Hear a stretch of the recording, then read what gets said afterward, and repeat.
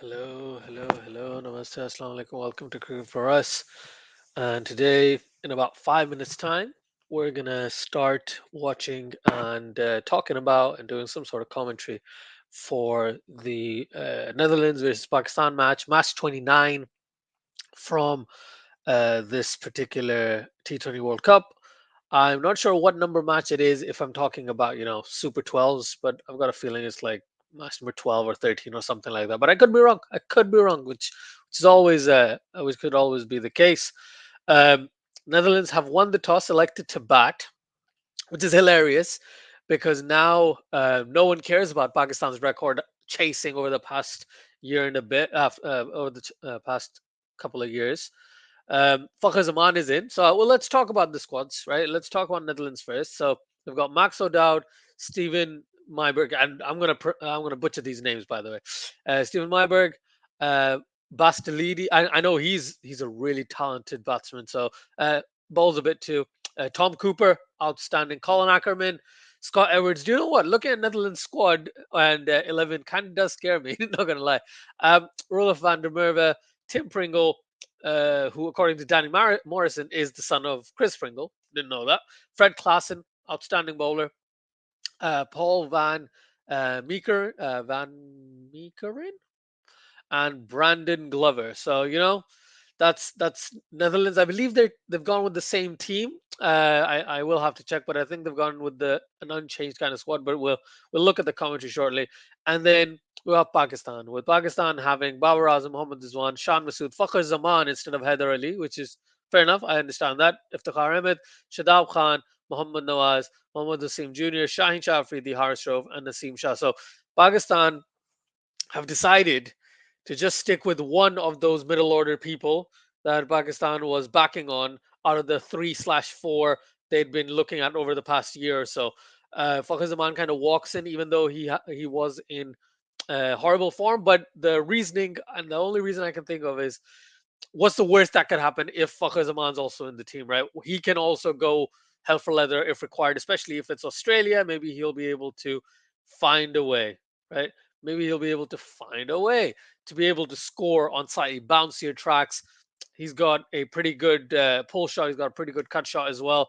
I haven't seen Fakhar Zaman do well in a while, though. I think the last time I saw him do well was like a 50 against West Indies sometime like over 10 innings ago. That's the best I could give you. And yeah, the match is just about to begin. Thank you everyone for watching. Please do like, share, and subscribe.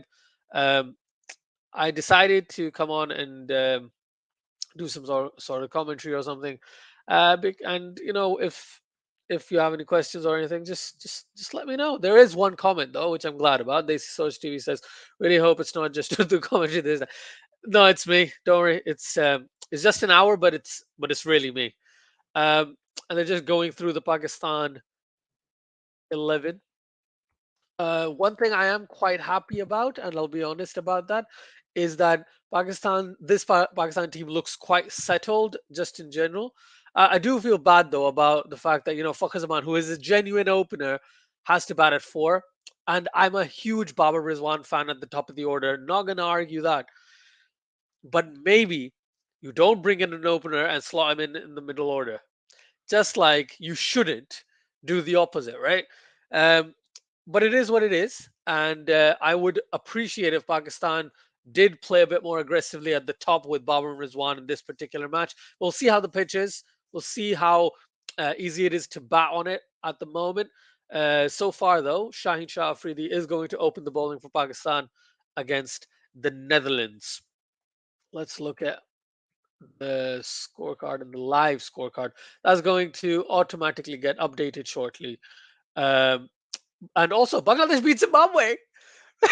Bangladesh beat Zimbabwe.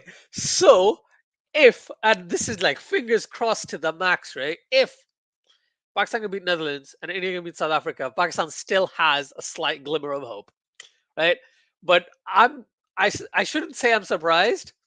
But I'm surprised because Zimbabwe beat Pakistan and now Bangladesh beat Zimbabwe. So like, what world are we living in right now, where it's almost impossible to predict what's going to happen in this World Cup, which is scary.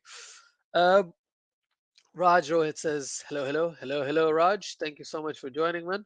I'm going to go to the scorecard until they update the thing. But yeah, there we go. But yeah, thank you so much for joining.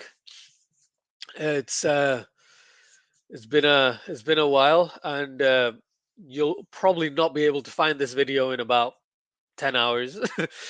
um, Raj Rohit says, nice to see you back. Thank you. Thank you. Thank you, Raj. I'm just doing it because number one, I kind of missed it, but also I felt bad that I was completely gone um, from here. Uh, there's just some stuff, so I do have to take care of that. But I'll come live, but the video will disappear in like an hour, like later today. Um, First ball done to Steven or Stefan Myberg. And yeah, it's a dot ball to start things off. Dot ball to start things off. Jack WW podcast. Please do check him out. Please do like and subscribe his channel. And his fantasy league is ahead of mine, so I'm kind of annoyed about that, but at the same time, really really proud of it. So yeah, glad to see him here. Hello Asjad. Hope you're well, mate. Yeah, I'm better, man. Thank you. Pakistan need to bounce back, but it was an amazing win by Zimbabwe. It was an amazing win by Zimbabwe. I felt bad as a Pakistan fan, but at the same time, if you're looking at it from a cricket landscape, we need stuff like this, especially in a World Cup. You need things like this to happen. Now it says, morning, did you see the crazy last game? Woke up and saw the final over. No, I did not see the crazy last game, Renell. But from what I understand, it was another last over encounter, right? It was another one where this time Zimbabwe was chasing and Bangladesh beating him by 3 runs. I want to go through the scorecard very quickly for the Bangladesh Zimbabwe match shortly. Beautiful delivery from Shaheen Shah Afridi just outside off stump. Myberg wanting to pummel it through the covers, but he doesn't connect at all. It's another play and miss. I just want to add something to the fact that this ground is not the Waka. It's the Optus Stadium, I think it's called, which is a newer stadium. So I'm happy to see that. And if I'm wrong, then please correct me. But that's what I understood from what I checked out. China for the fourth ball of the over to Myberg, and he plays a very good cover drive, but straight to the cover fielder. Shaheen Shah Afridi is coming back from injury, so I'm kind of glad that he's not trying to go and bowl 90 miles an hour plus, but at the same time, his effectiveness kind of does wear out when he's even if he's swinging the ball, if he's not bowling in the high 80s or hitting that 90-mile-an-hour mark, he doesn't look the same threatening bowler, which is so weird to say, but he doesn't look like the same threatening bowler, at least right now it doesn't. And he hasn't even against India nor against Zimbabwe, unfortunately. Myberg takes a quick single and gets off the mark off the fifth ball of the over. Played a cut shot straight to the point fielder. Let me just quickly talk about the Bangladesh match where Najmul Hussain Shanto scores a fantastic 77 and Afif Hussain doing what Afif Hussain can do. So I'm glad to see that. And why did Blessing Musrabani only bowl 2 overs? Please, someone tell me. Why did Blessing Musrabani only bowl 2 overs? And what happened with like how did how did Zimbabwe mess up their bowling lineup? This is crazy. Sean Williams scores another 60 odd, and Taskin Ahmed, love Taskin Ahmed, right? The way he's built up pace, absolutely love watching him play. And he was the man of the match, I think, three for 19 in his 4 overs, and yeah, a wide, not great, my friend. Let's go. There's another comment here. It's understandable, no worries. Thanks, Raj. Appreciate it. Last game was madness. Yeah, I can tell, right? Madness indeed. Renell says, anyway, I'll be back to bed in an hour. No worries. Okay, so Renell, I'm only here for the first innings. So maybe this is perfect timing. Shaheen Shah Afridi over the wicket to Max O'Dowd. He plays it very calmly to the short cover fielder. 1 over gone. Netherlands are 2 for 0. Raj says, India are not winning today. What, Raj? No, don't say this, okay? I'm praying. Like, I just want India to win today. And then India to win every other match, and South Africa to only win a max of one more match. You know, you need upsets. You really, really need upsets in this T20 World Cup. Okay, and ideally, South Africa doesn't beat Pakistan or India for Pakistan to qualify. By the way, right? It does seem unlikely, though, highly unlikely with the way South Africa has played, and especially even with the way New Zealand has played. Both of these teams have come out banging, and it's great. It's great for them and great for the T20 World Cup. Jack says, I'm good as and thanks for the kind words. This T20 World Cup has been interesting, hoping New Zealand beat England so Australia qualify for the semi. See, everyone's praying for someone else to lose. Naseem Shah's already played 12 T20Is. Goodness, many time flies. Rod says, 4 balls, 15 runs. They hit a 4 and a 6, 2 balls, 5 runs, stumped, and then trying to get 2 and run out. So that's very similar to the Pakistan situation against Zimbabwe, which is crazy. It's almost as bouncy as Waka this Optus Stadium. Yeah, man, it is. It is indeed. Um, WW Podcast says the drop-ins here at Perth Stadium are the same as the Waka pitch, soil, grass, etc., and it's starting to get that bounce and pace. You can tell. Analysis was asking the same question: why only 2 from Blessings? It doesn't make sense. It definitely doesn't make sense. He is an absolute star. The seam shot to Myberg. Myberg defends that one off the back foot. Back to Ziboler. Um, Hello, Jack. Al Fahim says, hope you're doing well, Asjad bhai. Al Fahim, thank you so much. I'm doing okay. Um, it's This video won't be here in like 12 hours time, but I'm doing well. I just needed to come and talk about cricket and hang out with everyone because I just felt kind of guilty, um, but also because I I want to.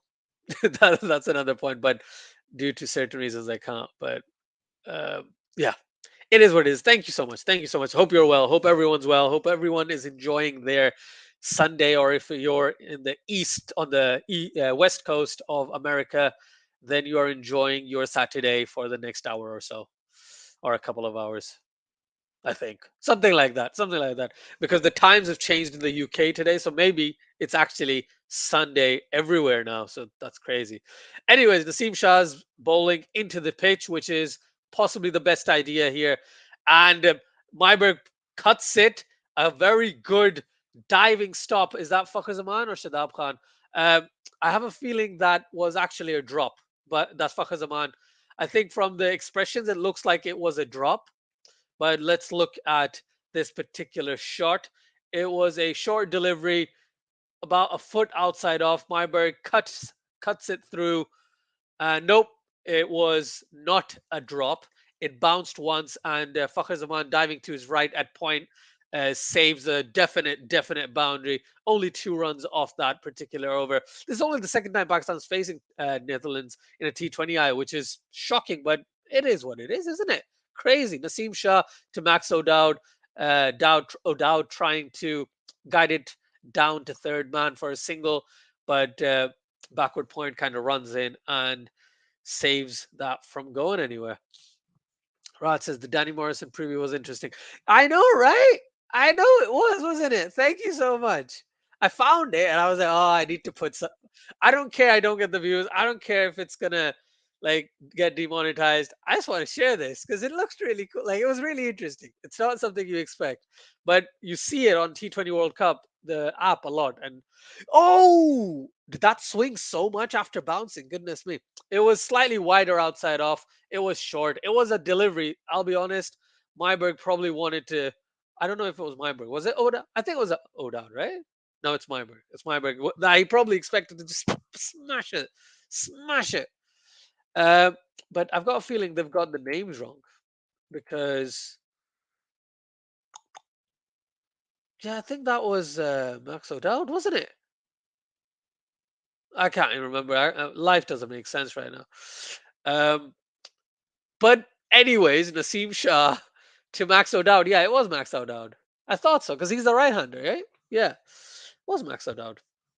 But yeah, it was a wide delivery outside off and trying to cut it through the offside. No connection. See, Shaheen Shah Afridi's messed up his length, and he's a lot fuller, a lot wider.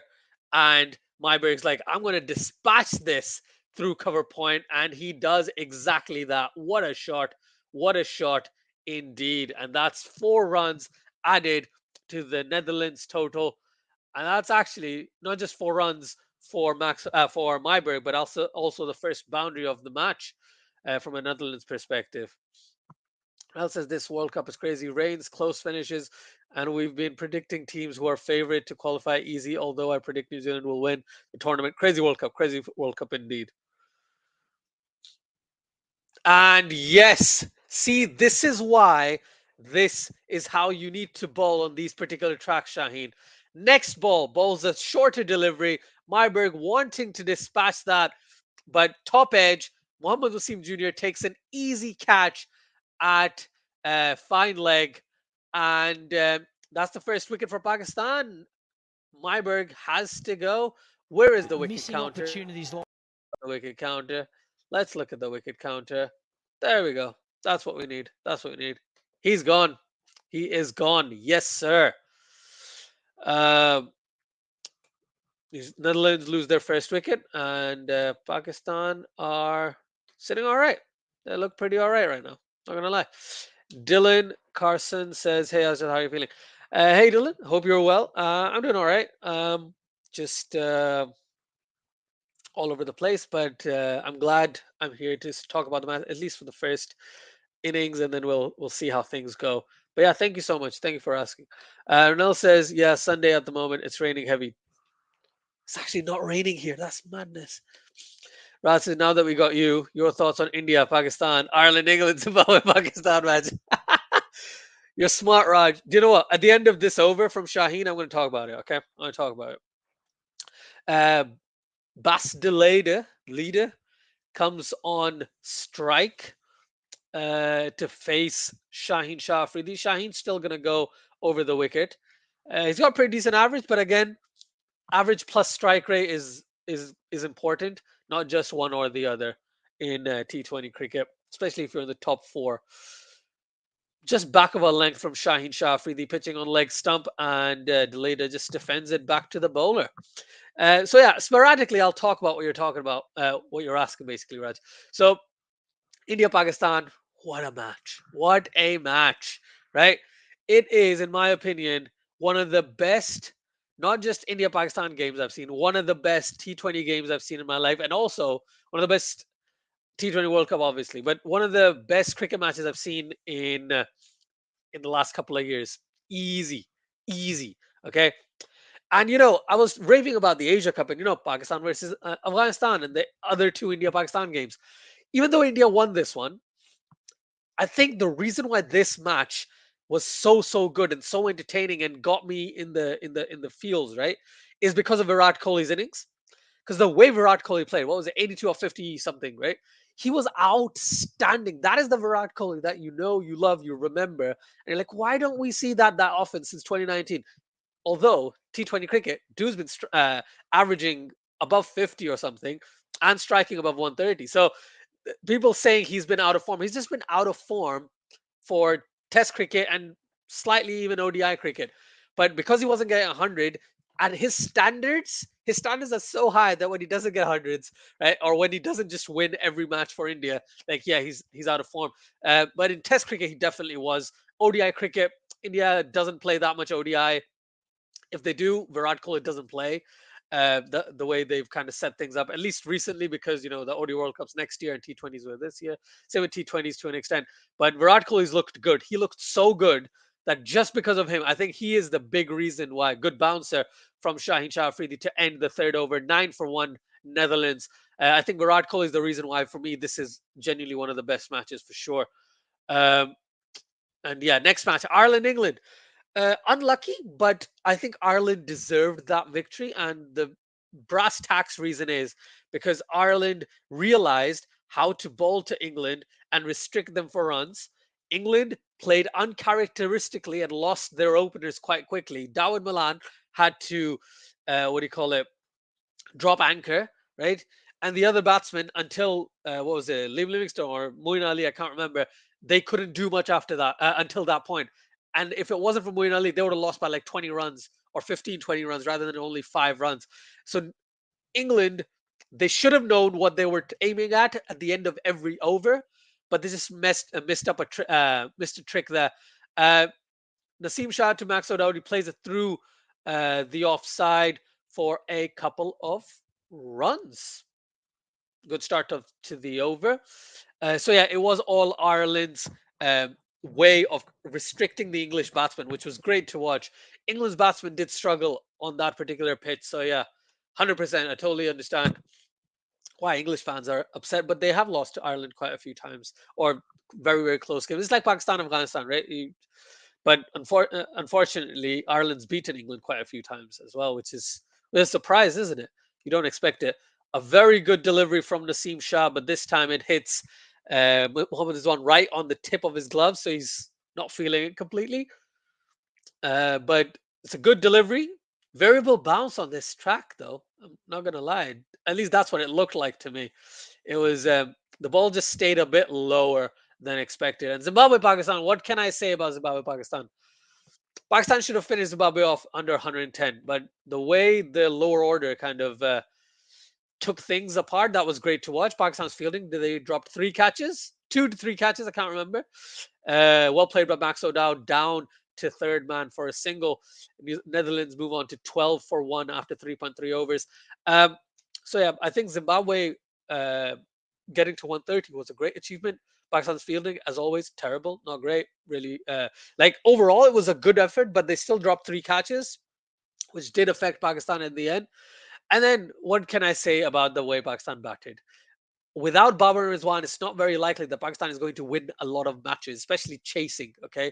Well, right now, it doesn't matter if they're chasing or batting first. If Babar and Rizwan go quite quickly, if both of them go, Pakistan winning seems almost an impossibility. Okay. That's how important they've been. Yes, Shan Masood had a pretty good 44. Uh, he had a pretty good 44. But everyone else just looked a bit. I understand why they promoted Shadab Khan. I appreciated that. I'm glad they did that. But maybe they could have gone in with the Wasim Junior. Not Wasim Junior. Sorry, maybe they could have gone in with an extra batter, as everyone's saying. If they were to stick with that 11, I think it made sense with the squad or with the 11 that they went in with. That you had Shadab Khan batting at 4 or 5. I think he batted at 5, didn't he? And along with Shadab Khan, it kind of along with Shan Masood, it did kind of make sense that they would try and stabilize the ship. But then Shadab Khan went for a shot. I think he got a 6 or something, and then he kept wanting to go, like the Shahid Afridi, unfortunately, the Shahid Afridi effect that Pakistanis have inside them, right? So he got out, and then everyone just started to get out, and then the pressure got to Mohammad Nawaz at the end. It has to, right? You bowl the last over of a very tense game against India. You have to be at the crease in the last over to try and win the game for Pakistan as well against against a pretty decent Zimbabwe attack. A very very good bouncer from Naseem Shah just outside off. Delayed it, trying to guide it down to third man, but the Pakistani team has gone crazy. They're thinking that it's actually taken the edge to Rizwan. Then Rizwan's like, nope, didn't really hit it. I'm not going to go for the review. Babaraz was like, all right, cool, sounds good. Um, and last but not least, Zimbabwe's bowling was really, really impressive. Be it Sikandar Azam, be it Muzarabani, be it freaking Brad Evans in that final over. Where did he get that pace in the last like 3, 4 deliveries? He'd been bowling like 130, 135, and they didn't even show the speed at least for the first 2 deliveries. That he was like so quick, so bouncy in that final over, and I was like, yeah, Pakistan's lost it. As soon as Nawaz went, I turned the TV off. I was like, yeah, Pakistan's lost this. Um, Ibrahim says, Salams, how are you? I'm good. I'm better, but it is what it is, isn't it? Thank you, Ibrahim. Hope you're well as well. Walaikum Islam also. Uh, Renel says, is Harshoff playing? Yes, he is. Yes, he is indeed. Rod says 82 in 52/53. Yeah, okay, that's what I thought. He has played just 2 ODIs in the last year or so. That's what I'm saying. He doesn't get a chance, does he? Mahmoud Wasim Jr. to bowl the 5th over of the match and the innings. He It's a bit straighter, so Max O'Dowd plays it through backward square for backward square leg for a single. Ronell says it's the very best I see Coley, and I would not see it again was 2016. But totally agree with you. I was just glad he's back in form. Yes, indeed. Rod says if you get a chance to check out Nick and Gabe's thoughts on their recent video, it's really something. Oh yes, I saw both of the videos. The one where they talked about the reaction and the Coley masterclass as well. So yeah, it was really good to watch. Happy to report. I was about to ask him if he sees it. Yeah. Seen it. Don't worry. Ah, that's gone for four. Bastilleida plays it uh, behind square on the offside, and that's 4 runs to Deleda and Netherlands. Let me get the boundary man. Yep, it's a good shot. It's a very good shot. Wasim Jr. doesn't need to bowl so short because he lacks the pace to actually rush the batsman. But if he wants to go down that route, he can kind of go down that route. I just don't think he should. He got 4 for 12 or something, or 4 for 20. Or oh, that's the length. That's the line in length that Wasim Jr. should be bowling. Just good length, just outside off, slight movement. Bastilleida going for the forward defensive, and it just goes rushes past his outside edge. So good delivery to back up after that four. Ibrahim says, "Did you see that ICC have announced 12 teams will gain direct qualification for 2024 T20 World Cup? Top eight of Super 12 will go gain direct qualification plus host West Indies and USA rankings last two spots. Love it. Absolutely love it. Good ball there. Good ball there. See, a surprise shorter ball makes sense, but sometimes I think what he needs to keep doing is a little fuller or back of a length or somewhere around there, because that works out quite well from a Wasim Jr. perspective. That was a bit shorter. It wasn't like a bouncer, but it was a bit shorter. And Deleda wanting to just sorry, pummel it through the covers and doesn't get any connection on that one. I'd be really happy though. I would be really happy for this kind of setup. That'll be nice to see. Now says funny video. Does ICC care? Um, was about to ask. I'm kind of confused. If you sent a link or something in the chat, I can't really see it, but I don't know what this is about, unfortunately. So I'm slightly confused right now. Delayed wanting to pull Mohammad Naseem Jr. Again, back of a length, but it rushed onto him, so he doesn't really get any connection on that one. Last ball of the fifth over coming up. Khush says South African bowlers on Perth pitches will be fire. It's quite hard for India to win. I agree with you, but the only way Pakistan can do anything and go forward in the tournament is if India beats South Africa today, right? So I got to keep thinking that India is going to beat South Africa, because manifestation believe makes success happen, doesn't it? But I'll be honest, yeah, it's a very very hard task, very hard task. Another short, slightly back of a length delivery from Mohammad Naseem Jr. Deleda plays it through mid wicket. However, he lofts it, but just drops short of Shaheen Shah Afridi at mid wicket. Um, I agree, Khush. Yash says, "Bro, I just joined. Hope you're well, and I hope that continue doing YouTube." Thank you, Yash. That's very kind of you to say. Um, yeah, I appreciate that. I will do my best when and whenever I'm able to. But yeah, thank you for those kind words. I says, no, I said the one they uploaded today. Does ICC care that one? No, I haven't seen that one. I haven't seen that video. I could check it out. Not right now, obviously, but I could check it out even right now. Should I check it out right now? Nah, I'm gonna wait. I'm gonna wait. But why doesn't the ICC care? Is it okay? I'm gonna watch this. It's 33 minutes. It's not that bad. Is it that they're making a fact? They're talking about the fact that rain and stuff, because that would be crazy. But yes, I'm gonna check it out, Raj. Thank you so much. Chris says, "Didn't know you were going through something. Stay strong. Keep coming back." Thanks, man. Appreciate it. Thank you very much. Harris Rauf to Bastilleida, defends it back to the bowler. First delivery, 91 miles an hour. Good going there. After express, I think Fahim Ashraf in the squad would have been a good addition. He's not the best all-rounder option, but he would have been useful to bat at number 7, I guess. I agree, Laughter Express. I think a lot of people said that Pakistan needs to keep him in the fold because Pakistan is going to Australia for the T20 World Cup, but for some reason Pakistan just doesn't want to pick him. And one of the big reasons that I've heard is that the fact that he wanted some rest. So they're like, okay, we'll just give you a permanent rest position, especially from the white ball game. I'm not saying as you said, he's not the best all-rounder Pakistan could get, but he could have been useful on these tracks. He could have been for sure. Khush says Renal was talking about. Okay, got you, got you. Thank you, Renal. Yes, I will check it out. I will check it out. And if required, if we need to, it is 33 minutes, so I don't think I'll be able to do that in the break. And I do have to go after the break, anyways. Um, bowling options versus Basteleda. They're saying good option is Nawaz, so they need to bring in Mohammad Nawaz ASAP because maybe he faces pace quite well. Another time, another opportunity for Deleda to kind of attack. So he tries, he backs away from the ball and tries to play it through the offside, but Haris Rouf's pace kind of gets past his outside edge once again. So three dot balls to start off Haris Rouf's over. I will check it out, Ronel and Hush and Raj and everyone who suggested it. Raj says the volume difference when Gabe shouts and when Nick talks, I would recommend just for that. Wow, that's hilarious. I will definitely check it out. It's straight to Deleda and Haris Rouf with a beautiful delivery. Again, his pace is up, so I'm glad to see that. But also, Deleda is giving him the right kind of respect at this point, so happy to see it. Yas says, Asif say Netherlands gets around 140. Do you think they can chase it? Pakistan?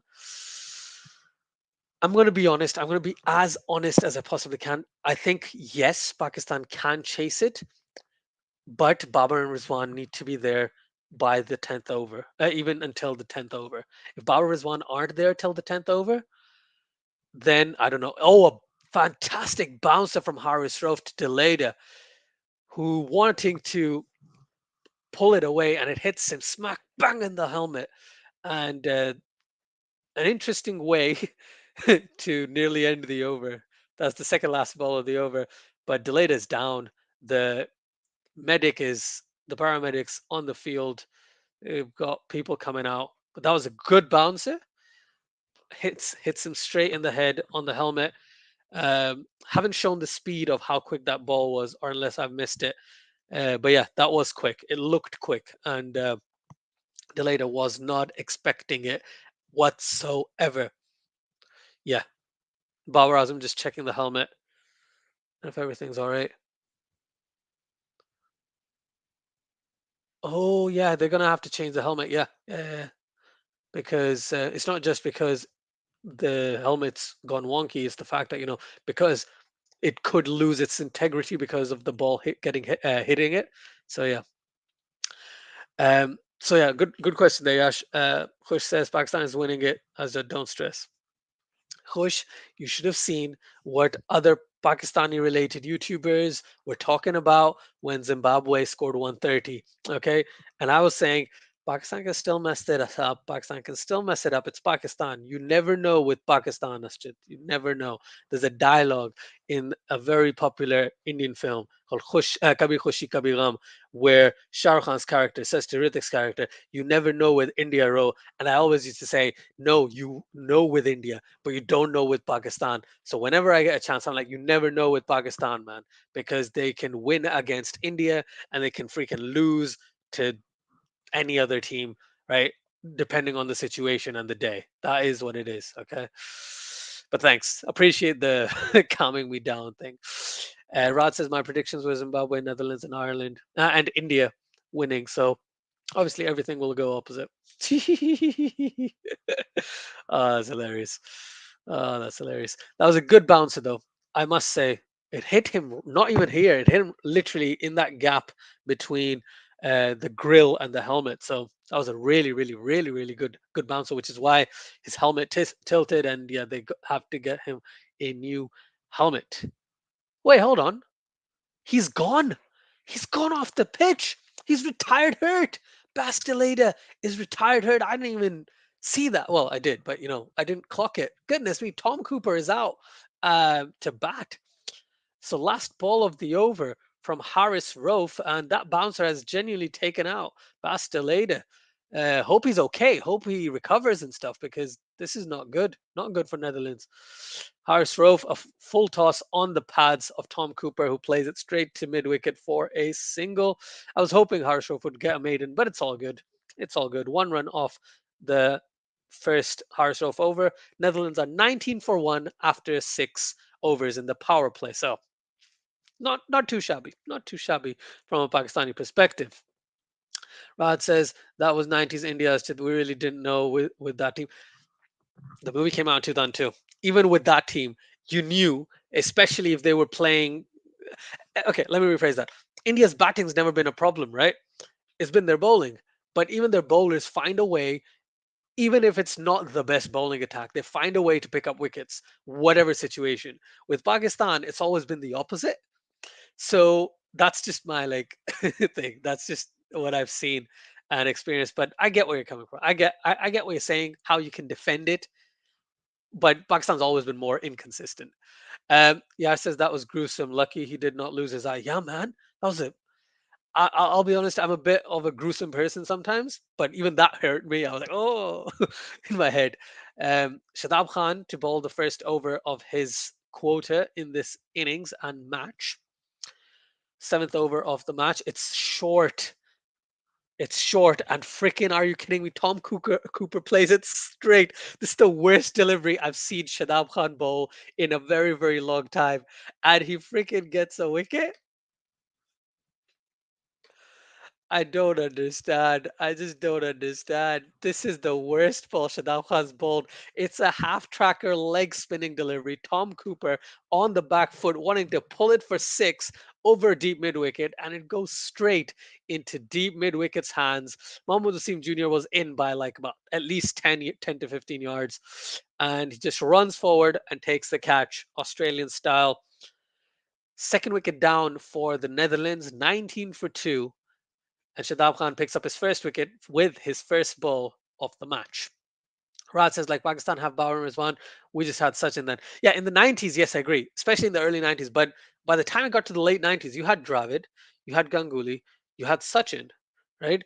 And then 2000s, I think Sehwag came into the fray. Lakshman kind of came into the fray as well, like more prominently. I'm not saying like they weren't there before then, more prominently. Um, but I think India's keeper, like, was it Mungia? I think it was Mungia, and then it was Deep Das Gupta, right? But I understand what they were going for, but in my head, it's always been like, oh, India is so much more consistent than Pakistan. It's just the perception, I guess. Yar says out indeed, my friend. Very happy about this wicket. Second ball from Shadab, and Ackermann, Colin Ackermann, plays it through the leg side for a single to get off the mark. 20 for 2 in 6.2 overs. After versus Pakistan, this World Cup campaign is looking like the 2007 World Cup. Rauf and Gul being very good, but the batter's messing up. Yeah, man. But in that particular, if we talk about the T20 World Cup, ooh, a good delivery, wide outside off, but it just took bounce from the pitch. And Max O'Dowd wanted to play it through third man, but he was just like, yeah, I could edge it, and I don't want to edge it and get out. So good delivery. Looked like a top spinner. That's why you got that extra bounce in that particular delivery.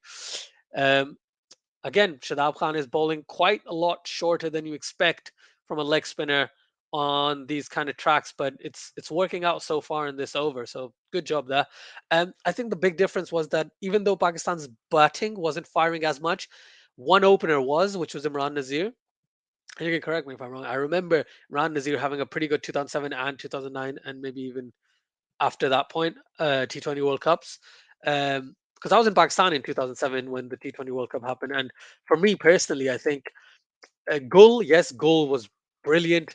Um, and you had some really good batters there, batsmen, but it wasn't like the best Pakistani batting lineup they could have picked for a T20 kind of tournament. Everyone was kind of developing the type of side they wanted. So Pakistan has had like 15 years of experience in T20 cricket now. Okay, they had Imran Nazir and possibly Misbah ul Haq, I guess, as the two like big guys, right? And Misbah in the middle and Imran Nazir at the top. But with the bowling, Gul was the main guy, and Sohail Tanvir bowled really, really well. He was a surprise package because I know he got the wicket of Jayasuriya in his first over or something, and I was like, yeah, Jasur is going to take Pakistan apart, and then he gets him. And I was like, oh my goodness, this guy. It was madness. It was madness. Um, so yeah, I get the Rauf goal comparison though. Can't really disagree with that. Laughter expresses ODI World Cup when they lost to Ireland and West Indies in round one. Yeah, if you're talking about that World Cup, the ODI World Cup, then I don't want to talk about the ODI World Cup. That was horrible, right? Yeah, says Dravid sucked in ODIs initially. Kumble wasn't a wicket taker. He was economical though. In ODIs, Kumble basically used to bowl 10 overs for 40, no wickets. Lakshman was also not that good initially. I don't know why I remember Dravid being quite a name in the late 90s, like 99 especially.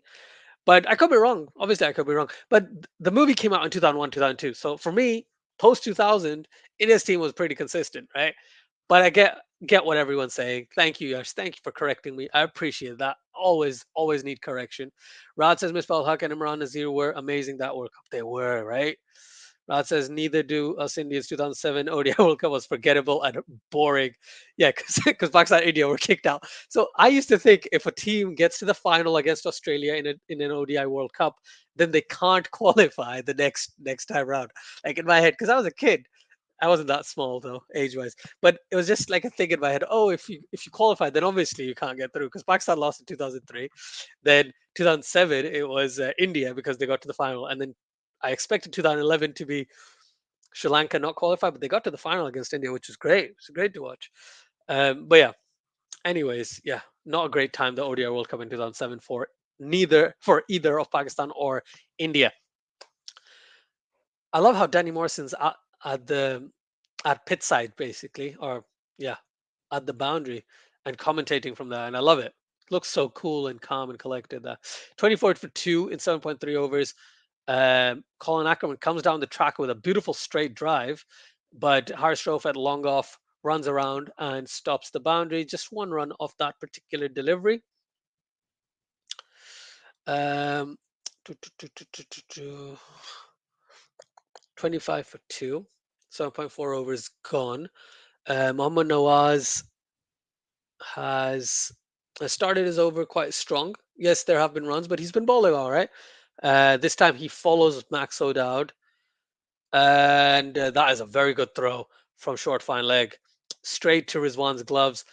I think Ackerman's safe. Like personally, I think Ackerman's safe, but it was a good throw. It was a very good throw. Oh yeah, and that obviously, Raj, the Bob Wilmer stuff that time too. So it really was a bad time for cricket. Yeah, it's crazy, and see how things turned around from that happening in the early 2007s, and then to the end of 2007, where Pakistan and India both got to the T20 World Cup final. Like, just love the way that life works, sometimes.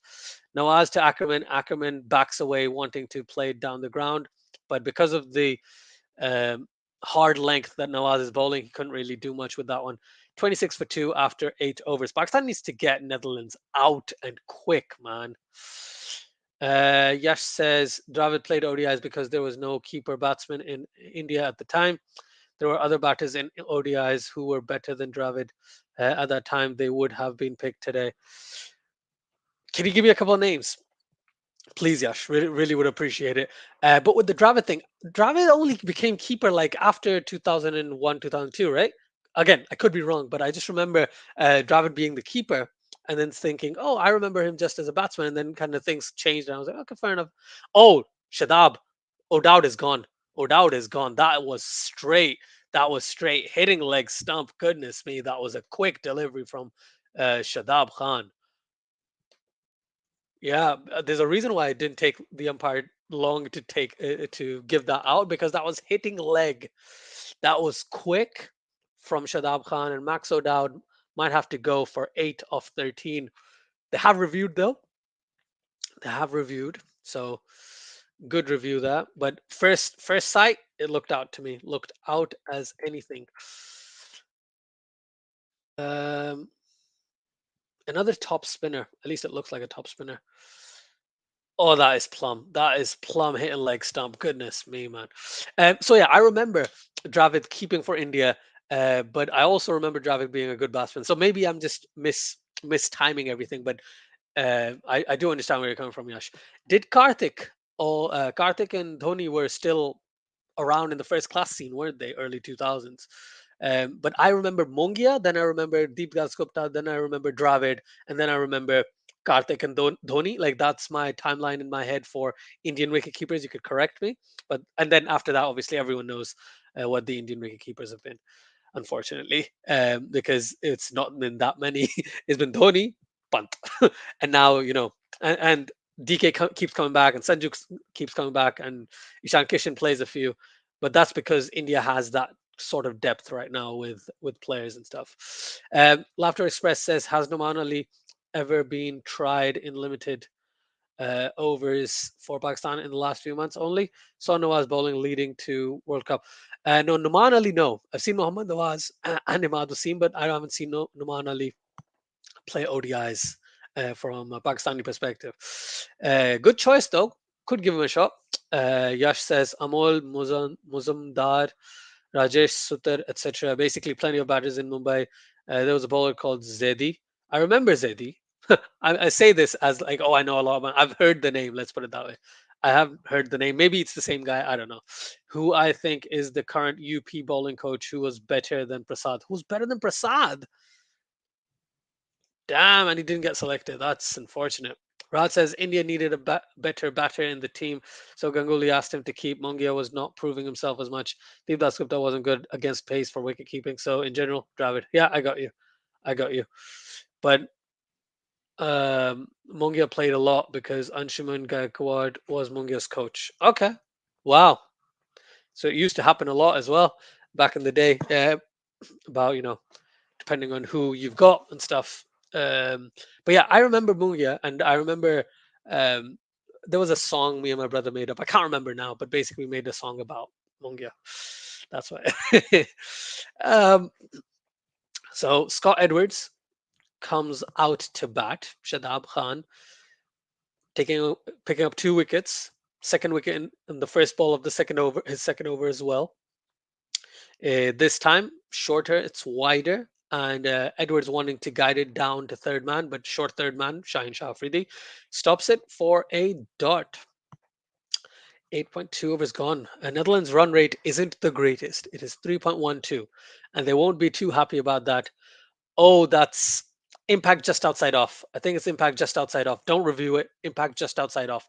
So Shadab Khan goes for I was going to say Ganguly. Shadab Khan goes for a googly, and Scott Edwards steps out trying to defend it. He does basically pad it. I think it's hit outside off. No, don't review it, Babar. It's hit outside off. It's not even, it doesn't even look umpire's call at the moment, right? It doesn't even look like it's an umpire's call. Okay. Shadab and Rizwan have convinced Babar Azam. Rad says Netherlands at least 140 to 145. They need that much for a close game. They need 130 for a close game. Not gonna lie, my friend. Um, but yes, definitely, Netherlands needs to score quite quickly. Yeah, that is not out. That's not the best angle to show the first one, but it's not hit the bat at all. We know that. It's just I think the impact is outside off, and from the straight angle, that's definitely a fact. And as soon as it says umpire's call, even if it's hitting the stumps, it's not going to matter. Look at that. Look at that. See, impact outside off. I knew it. I knew it. If I knew it, it's fine. It's fine. Raj says, I was at 130 is too low. What did Zimbabwe get, Raj? Just going to say this. What did Zimbabwe get against this batting lineup? Yeah, yeah. It says selectors used to pick up X amount of players from certain regions, i.e., the quota system. If Dhoni played in that era, he would have never been picked. Everything changed after Ganguly. Okay, thanks for that. I think that time they should, if that hasn't gloved it, if Edwards hasn't gloved that particular sweep shot, that was possibly hitting off stump. But it is what it is, isn't it? But yeah, thank you, Yash. That's very enlightening. I did kind of know it, but to get as much detail as possible is good. Um, Shadab Khan to Ackermann. Ackermann plays it through mid wicket for a single. And yeah, good over from Shadab Khan and Pakistan. Last ball of the over coming up. But I'll say this, Zimbabwe is not a bad team. Pakistan has lost to Zimbabwe 3 times in 2 different formats in the last 2 years. Zimbabwe is not a bad team. But Zimbabwe is not South Africa or India or New Zealand or to an extent even Bangladesh, right? But Bangladesh hasn't got a great record against Zimbabwe recently too. But All that being said, I think Pakistan missed a trick with their fielding, missed a trick with their batting, and weren't able to go for the kill. And that kind of relates to the fielding aspect again. So that's why I think the 130 target was was defendable from a Zimbabwe perspective. But yeah, I agree. I think ideally 130 is too low. 130 is too low, no doubt. 28 for 3 after 9 overs. Netherlands. Khush says, Ajad, yesterday, Wasim Akram said Babar does not listen to his coaches. When they ask him to play 3 or 4, he wants to open in all matches, and that's why team is suffering. What's your take? That is, I'll tell you this. My take is that you can see what Babar's done for Pakistan opening up, and you've seen what Babar's done opening up with Mohammad Rizwan for Pakistan. We've also seen Pakistan win certain matches, be it by luck or be it whatever. But at the end of the day, that doesn't matter. Even though I'll talk about, oh, Pakistan could have lost 6-1 to England, Pakistan could have lost both of those games against India, but they didn't, right? In the Asia Cup. And if you keep going back and back and back, Babar Azam batting at the top of the order helps Pakistan have some sort of stabilized ship at the top. The reason why Babar Azam wants to bat at the top is because he gets the most amount of time along with Rizwan, because those two seem to be the best batsmen Pakistan has. And those two also seem to be the two batters who have a way of potentially scoring quicker when they start playing more and more deliveries from Pakistani perspective. Because the other guys, let's say if you open up with Iftikhar Ahmed or Haider Ali, they won't be able to survive more than 20-25 deliveries, unfortunately. Fakhar Zaman, on the other hand, is a pretty good option, right? Fakhar Zaman opening up with Rizwan and Babar at 3, I think that is an option Pakistan could definitely utilize. Or Shan with Rizwan or whatever, but Shan also plays like Babar and Rizwan to an extent. So you got to pick your battles. But to your actual point and to the point that Wasim Akram was making, he was like, Babar doesn't listen. Babar doesn't listen because he has seen it. He has seen Pakistan not do as well when he isn't at the crease. He's also seen Karachi Kings not do as well when he is not at the crease, right? Babar Azam is a huge reason why Karachi Kings has won matches. On top of that, Babar Azam is also a big reason why Pakistan has won a lot of matches, because he finds a way to stay at the crease for as long as possible, right? And recently, it's not been working out too great. Not gonna lie, I totally agree with where Wasim Akram and the entire A Sports Pavilion team is kind of coming from. But my take is that if he's not listening, that's not good. But at the same time, if he can give you a logical reason, and I've tried to give my version of a logical reason, that without him opening up, Pakistan is going to be one down in the first couple of overs quite quickly, quite easily. And that's not going to be great from a Pakistani standpoint, because losing a wicket, even if it's one wicket in the power play, it still kind of puts you in that sticky situation. And mentally, both of them will drop anchor, right? So if both of them are there, the idea was that one of them would be slightly more aggressive, but with people finding out Rizwan's weak points and Rizwan taking even longer than Babar to start to get going, you can see what's happening there. And Babar has definitely tried to be a bit more aggressive, which is why he keeps getting out in ways that you wouldn't see him get out a little while ago. But now, because he's been hearing things as well, that, oh, everyone's criticizing me, I need to play a bit more aggressive, and it just doesn't work out for him. So my take is, if he's not listening, as long as he gives a logical reason and he's the captain, I get it. But if he can't, and if he's just being stubborn kid and saying, oh, I'm going to open, I'm the only one who should open, blah blah blah blah, that's wrong. I think that's wrong. And in that case, they should shift the power dynamic to get someone else at the top of the order with Rizwan, because Rizwan can't play anywhere else. Rizwan takes even longer than Babar at this point. Okay. I hope that makes sense, Kush. I hope I've kind of explained that quite well. I've explained it to an extent that you get what I mean. Renal says 129, I think. Yeah, 129. Raj says, that's the mighty Zimbabwe. We talking Netherlands here. Raj, man. Crazy. Latif says, I can bet Pakistan would be winning by a big margin, but how history hasn't been kind to Pakistan, maybe they can still mess up this game. Yep. And that's why, as a Pakistan fan, you're always on the edge. You're living on the edge, man. Mehtab Haq says, Assalamu alaikum, said, Walaikum assalam. Hope you're doing well, Mehtab. Thank you so much. Renal says, it was 130 for 8. Pakistan needed to get 131. Thank you. Thank you, Renal. See? 131 was enough. Yeah, it says, I don't like to say this, but the players like Dravid Kumble, Lakshman would not be considered legends in Indian cricket today because they wouldn't have got this many chances. See, and that's the difference between the time you play. Certain players, I can think of, and again, I might get bad mouths for this. Some players are considered legends because of the time span that they play, and because eventually they start playing so well that they're like, yeah, they're, obviously that guy's a legend, right? So I agree with two of those names on that list. I'm not going to tell you which two, but I do agree with two of the names on that particular list, especially in ODIs. Especially in ODIs, I do agree with you. But yeah, I agree there as well. Would have been test grades, but not ODIs. Kumble also used to struggle picking wickets outside India. Lakshman before the Kolkata test was a failure. And even after that innings, it took a long time for him to perform consistently. Agree with you. Completely agree with you. Rod says, I want Prithvi Shaw and Sanju Samson in the team. They are good options to replace Rohit and Karthik eventually. Do you not like Rishabh Pant as the keeper?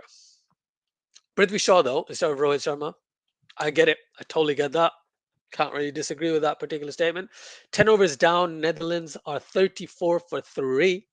Mohammad Nawaz to continue. They're just showing us some men's T20 World Cup magic moments where Netherlands beat England.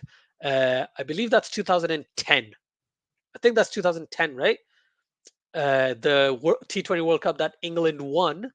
In that T20 World Cup, Netherlands beat England, and Stuart Broad couldn't believe it. They had Ten Descartes. They had a couple of really, really good players, which I can't remember the names of. But yeah, Boren, obviously Boren. You've got Ten Descartes. I don't remember anyone else, but Boren and Ten Descartes are the two that I remember. But yeah, England would have been really, really upset by that loss back in. Oh, that's 2009. It's 2009. Okay, so the next year England won, which is 2010. All right, that didn't look like England to me, but crazy, crazy how things were pan out, right? Um, Good delivery from Shadab onto pads, and Ackermann just plays it through the leg side for a single. For a single, my friend. Mehtab Haq says Pakistani also have to pray for India's team. Yes, they do. 100%. Raj says Ishan Sharma is considered good only because he played for so long that he got good. His records early were abysmal. See, I'm glad you're saying this because so many, including myself, when we talk about Pakistani players, we always start bad mouthing them at their early stages. Look at freaking Ben Stokes at the start of his career. He had an abysmal time, horrible time, terrible at the start of his career, but then how he developed into genuinely being considered one of the best all-rounders in the world right now. Same with Ishant Sharma, one of the best pace bowlers India's produced in the last 25 years or something. One of the best. I'm not saying the best, saying in the top five potentially. Potentially. You might disagree with me, but I think Ishant Sharma at one point was really, really good because it's the experience you gain from playing matches, right? But as a Pakistan fan, I find it difficult to do that now with the team that we have because of the short time span. But there are many players, if you didn't give them a long stint, they wouldn't really come into fruition at all. Laughter expresses this World Cup conditions. At least Azam is the best batter by fair margin compared to the others in the team. The 2019 Australian tour, we saw, yeah, he was the one who looked comfortable. Two dismissals were unfortunate in the World Cup. Yeah, I agree. Ah, Ackermann edges that one down to final leg for a boundary. Lucky, lucky, but you get him how you get him. Doesn't matter how you get him. Raj Rohit says, I like Pant, but don't see a place in the team. Maybe replace Rahul with Pant. Interesting. Pant has to find a way to play his genuine, natural way, though, because I in T20 eyes, he just hasn't been able to fire as well as he does in tests and maybe even ODI. So yeah, I do understand where you're coming from there. Yeah, absolutely right. Totally agree. Agreed. Rod says they're a product of their time because there weren't as many games and players as good. People were given enough chances to get better. They're a product of their time, but I still consider backing. Fair enough. Of course, says Deepak Huda should be in the team in place of Axar Patel. Ooh, that's a tough call. I think Axar Patel as a bowler is just so much far superior, right? Than Deepak Huda. Why, Hush? Why? Do you think because he offers a lot more dynamism with the bat? Rad says players, backing players is important, and Ganguly made it happen. Indeed. Yes, the problem with Pakistan cricket is that ex players, instead of helping current players, are busy pulling them down and satisfying their egos. Hmm. Excuse me. I think I understand where your take is because I've seen all the Pakistani thingy shows, right? That they talk about. I do understand where they're coming from and how they understand the inner workings of the Pakistan Cricket Board and the management of Pakistan cricket. But yes, they do kind of get a bit more aggressive about certain things, and I think they should do that to their those players' faces a lot more than us on camera. Explain, analyze, but don't like badmouth the players too much because that's not going to be good for their morale, nor is it going to be good for for that particular person talking because it's going to give them a bad reputation. It's not good. I totally agree with you. I totally agree with you there, Yash. Harris Rauf to Edwards, shorter delivery. Edwards plays it behind square on the leg side for a quick single. And I didn't expect Harisov to bowl a 12th over, but I think Pakistan has that liberty in this particular match to bowl Harisov in the middle because we have the four pace bowling options. Ibrahim says, "Do you think Netherlands will get a concussion sub for Bastilleide?" I think they should. I think they should get a concussion sub straight off the bat. They should, but it'll be just for the bowling. I don't think with the batting. I think they'll just get him for the bowling aspect. Because he does bowl, doesn't he? I could be wrong, but he does. I'm sure he does. Rad says, "I need Pant to decide how he wants to play. Does he want to be an explosive opener? Does he want to be the better batter who plays leg spin and left arm orthodox, or does he want to be a finisher?" That's true. But sometimes you need to be told what role you have to fill, and then you kind of play around that. Khush says, "There's definitely ego problems in X-Pakistani players."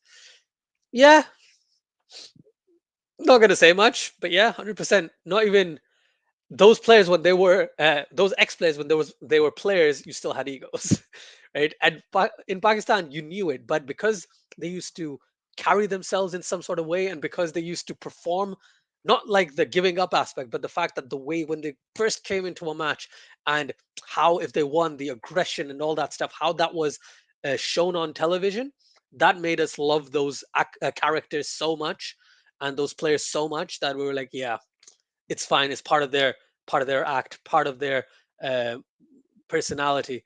But when they just talk, it's not the greatest. Beautiful bouncer from Rauf. Ackermann wanting to guide that down to third man. But again, good pace from Haris Rauf. But they don't show me the pace counter, right? They don't show me how quick he's been bowling. That's really, really bugging me. Really bugging me, man. Really is.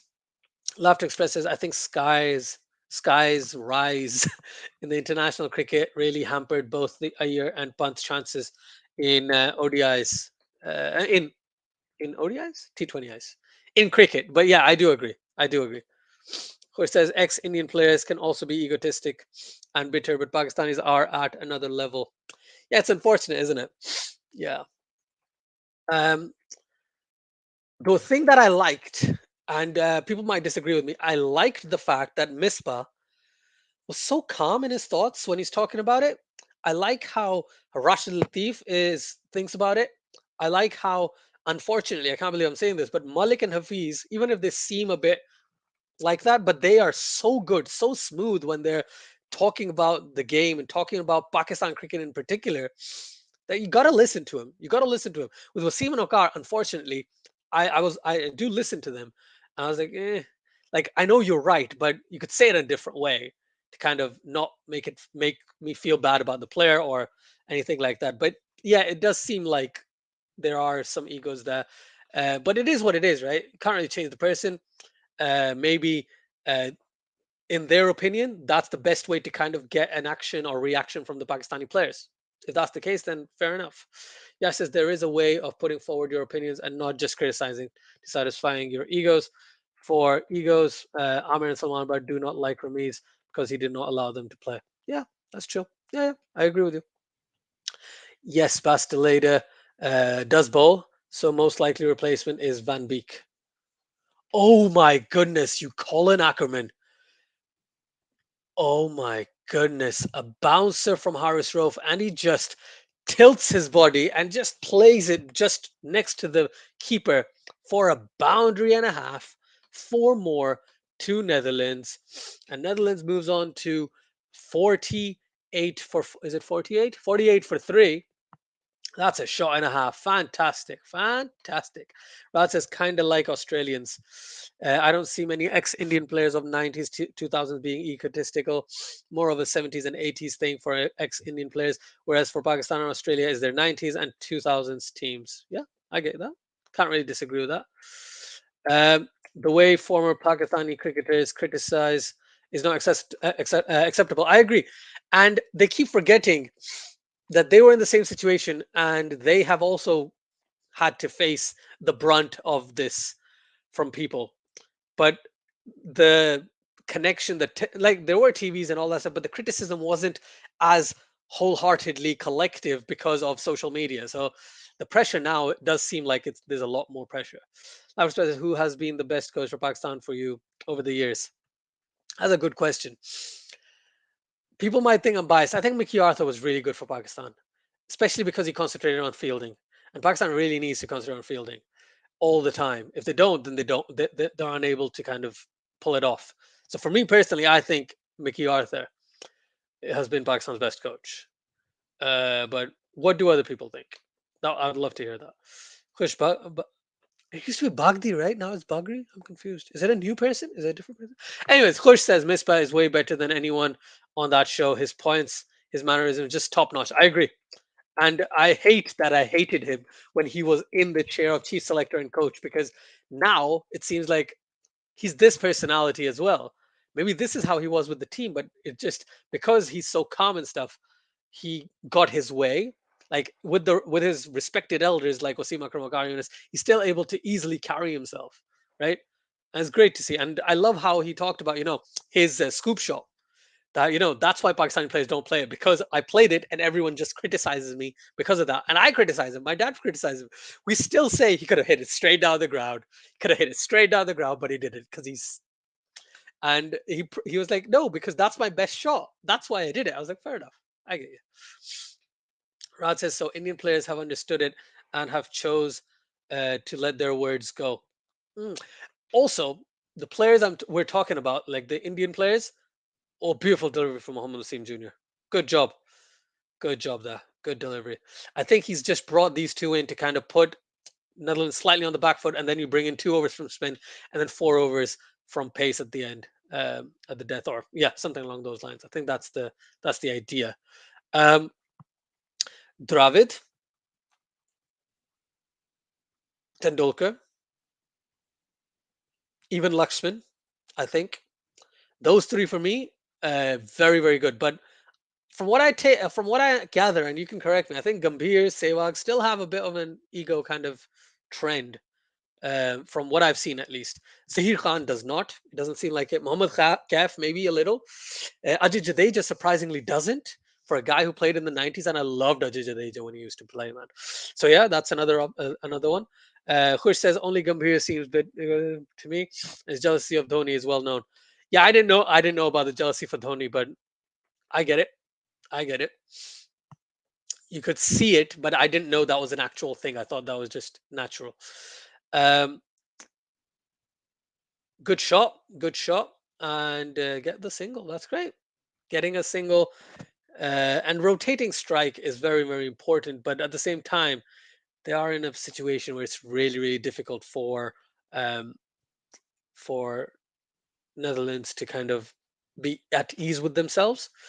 And yes, Pakistan's bowled well on this track, but knowing Pakistan, they're going to struggle with the bat here as well. So I'm not even like relaxing right now. I can't. I just can't. Ibrahim says Malik was on the show and said to him everything you were hitting straight was going into the stands. So why the scoop shot? Yeah, he did. He did exactly. So the response of Misbah was because for me, my best shot is that shot. Okay, that's what he said, and because of that, I was quite like, oh, that's missing leg. That's going down leg. I think that's going down leg. Um, so yeah, I do agree, and I agree with Malik because I didn't think of Misbah's shot being his best shot, but according to Misbah, that was his best shot, and that's all we can do, right? That's all we can do. Yar says Gambhir, especially Sehwag, is basically a troller. Raj says Gambhir and Sehwag are more critical of selection than just players. Sehwag's words are more of a one-liner trolls. He genuinely doesn't mean to demean the players or so. Okay, fair enough. Thank you for letting me know. Who says Sehwag enjoys a good laugh? He can go a little overboard. I agree with Gambhir is definitely bitter. Dixon Nair says I prefer Gambhir kind of straight faced guy rather than a Dhoni kind of guy who holds his feelings. Oh wow! You're the first person I've heard say that, Dixon. So thank you for sharing. I'm a huge Dhoni fan. He's in my top three favorite players of all time. The order I don't know, but it goes Michael Bevan, MS Dhoni, and Shoaib Akhtar in an order that I've never picked. I just have a top three. They're all at the same level, probably. So yeah, MS Dhoni is one of my favorite players of all time. So I I'm surprised, but at the same time, everyone's entitled to their own opinion, and I think it makes sense from what you're saying. All I want to see right now, yes, Shaheen Afridi is back into the attack, and I think this is a wise call. No, not a direct hit. Not a direct hit at all. Shaheen's pace is down, so for that reason, he's just not looking as effective. And he can be one of those bowlers that the Netherlands batsman can definitely take down right now. And you might be thinking, I definitely am. Why is Shadab or Nawaz not bowling? Because Pakistan has the liberty of 16 overs of pace potentially in this match. So they're giving it a go.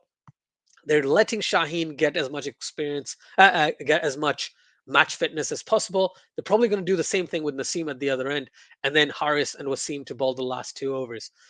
But it's an interesting tactic. I'm glad Pakistan's utilizing it because they need their pace bowlers to be on song, especially if Pakistan needs to face South Africa and Bangladesh, right? Mehtab says, I think that's the first team in the history of Pakistan which defeated India in the World Cup. Yeah, yeah, I did. Yeah. Raj says my top three are Dhoni, Kevin Peterson, and AB de Villiers. Those are my top three. Oh, yeah, all batsmen. Yeah, yeah, yeah. Fair enough. Chris says, don't be sad, Asjad. That Scoop 2007 World Cup final gave me one of the most beautiful feelings of my life.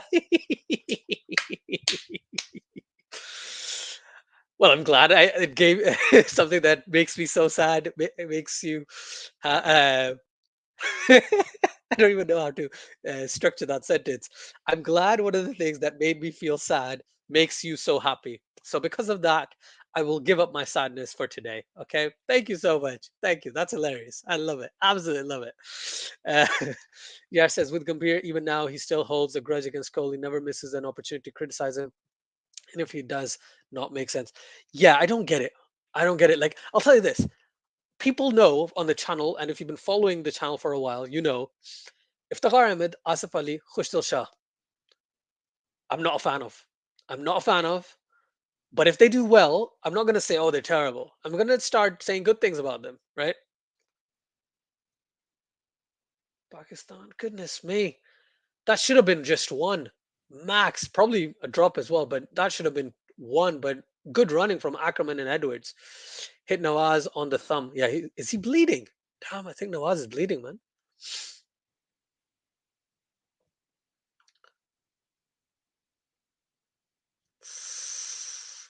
Yeah, he's bleeding.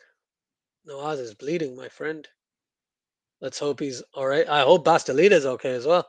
But yes, they're definitely getting a concussion sub, in my opinion.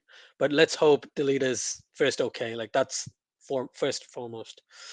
Um, Ibrahim says, "Well, Joginder Sharma was bowling Yorkers up until that delivery. He saw Mispa set up early and changed his length and deceived him, which produced the top edge. Fair enough. But smart move by Joginder Sharma, someone who you don't hear being complimented much in the wider landscape of cricket. I don't know in India.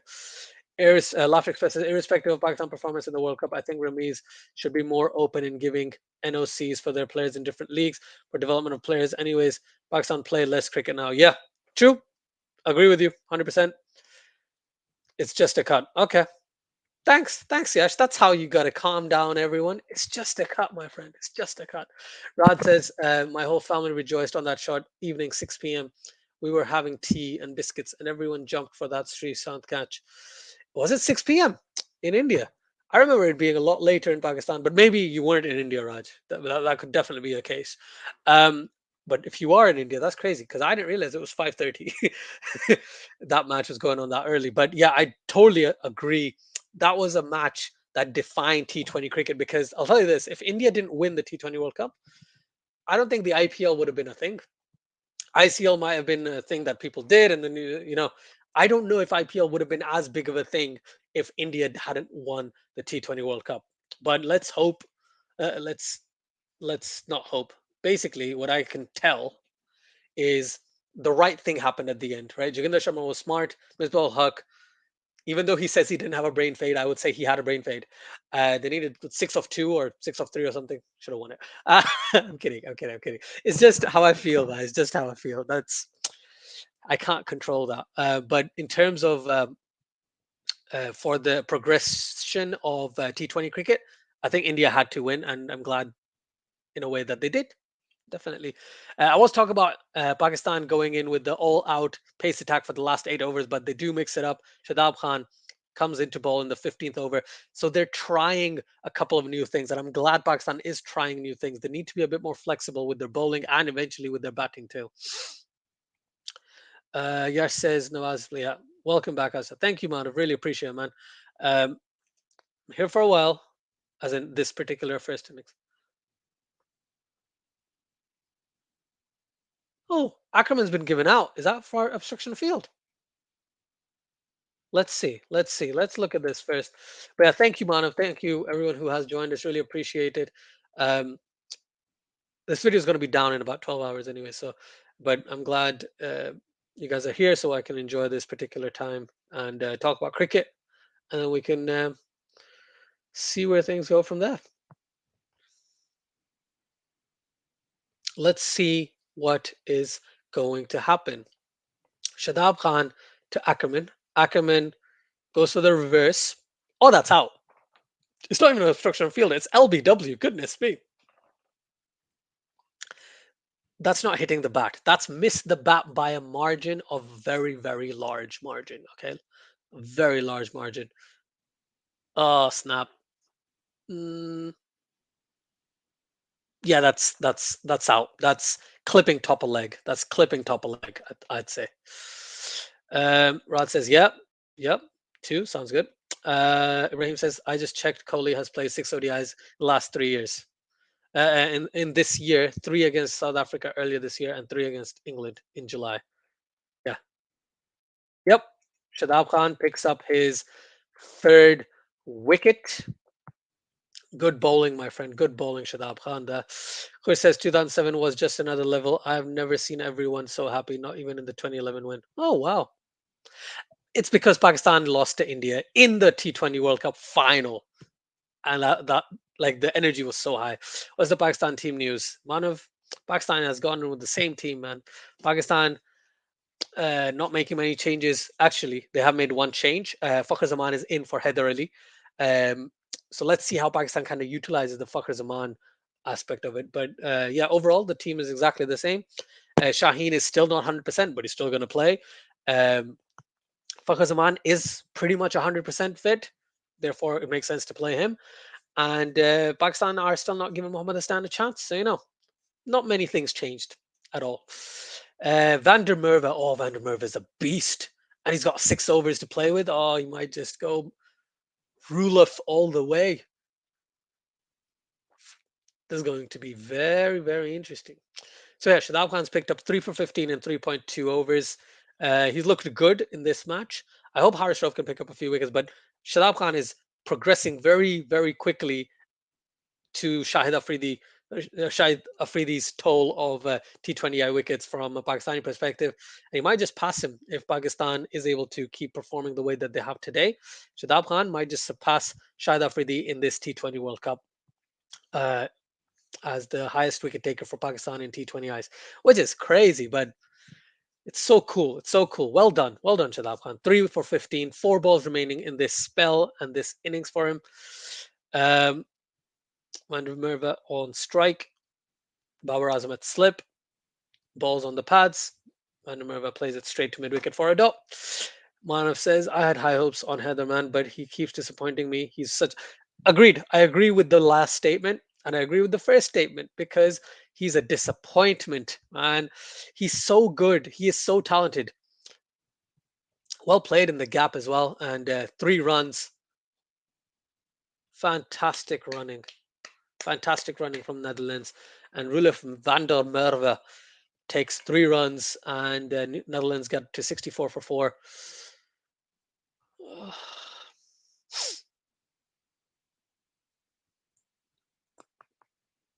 Anyways, back to the point we were talking about, Haider Ali.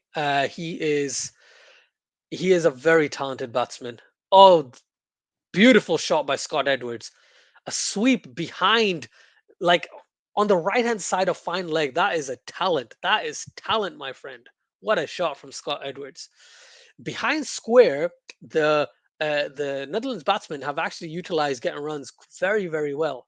Ibrahim says, "What are your thoughts of the format changing from next T20 World Cup 20 teams into four groups of five? Top two goes to Super 8 and then semi-final and final." I think that's better. Even though I'm telling you now, the traction or the just short. Shadab Khan could have picked up a wicket off the last ball of his over of his spell, but Scott Edwards top edges it to short fine leg, but it just bounces in front of him, and Shadab Khan ends with 3 wickets for 22 in his 4 overs. Well done. Um, so yeah, just on the this point, Ibrahim, it's going to make the T20 World Cup feel longer. It's going to make it feel longer. I'm not saying it will be, but it will make it feel longer.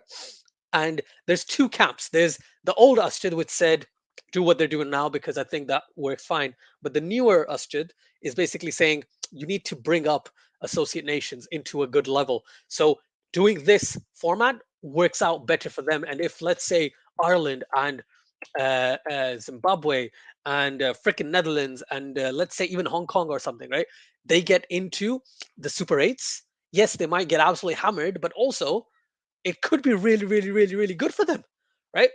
So yeah, I get where you're coming from. I think that format works really well. I like this format, the new format. I mean, Manu says, will Abdullah Shafiq get a look in T20Is, or would he have to do it in PSL and ODIs first? The thing he has solid technique. I think Pakistan is scared of bringing Abdullah Shafiq in the side because he can't uh, get into the side unless he opens either. And because Babar is an opener, Rizwan is an opener, Shan Masood is an opener, Fakhar Zaman is an opener. Do you see a trend here, right? It doesn't make sense to try and bring in another opener, but he will need to prove it in the PSL or at least in the ODIs and test continuously at a quicker pace for them to consider him in T20s, T20Is, I think. But I get what your point is. Thank you so much for sharing that. Naseem Shah to Van der Merwe. He plays it down to mid on for a single. Scott Edwards is going to use the pace of the Pakistani bowlers. So we got to realize that. Have to realize that and try and counteract it in the best way they possibly can. Okay. I don't know how they're going to do it, but they have to find a way. 69 for 4.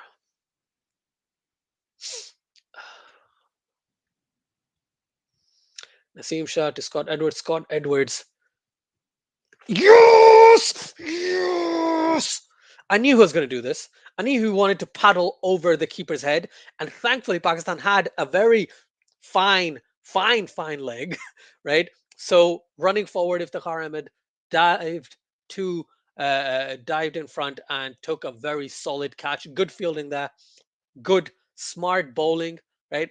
Good batting, I must say, to an extent, but he didn't connect as cleanly as he would have liked. But a good catch from Iftikhar Ahmed.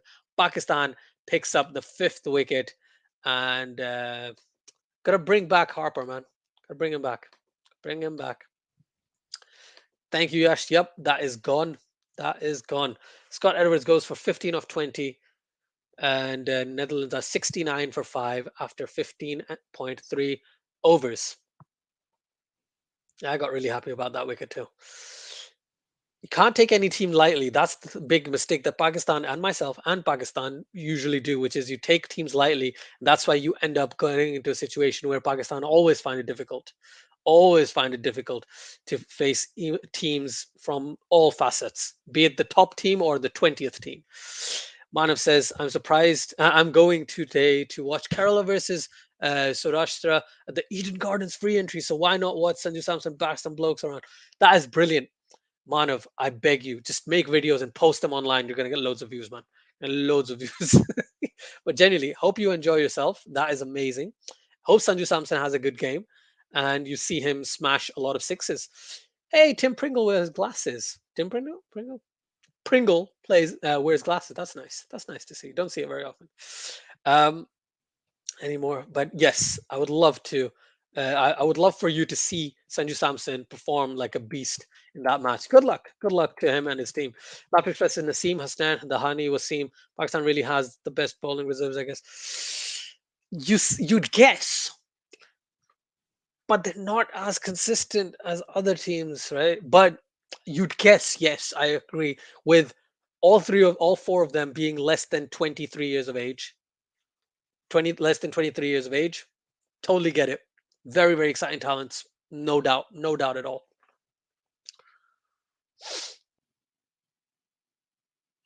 I think I think Naseem needs to try and bowl a Yorker. I know I'm a huge Yorker guy. I always talk about this, but it's a good tactic as a surprise delivery because Pringle's been trying to play the bouncer and the good length delivery behind square on the leg side.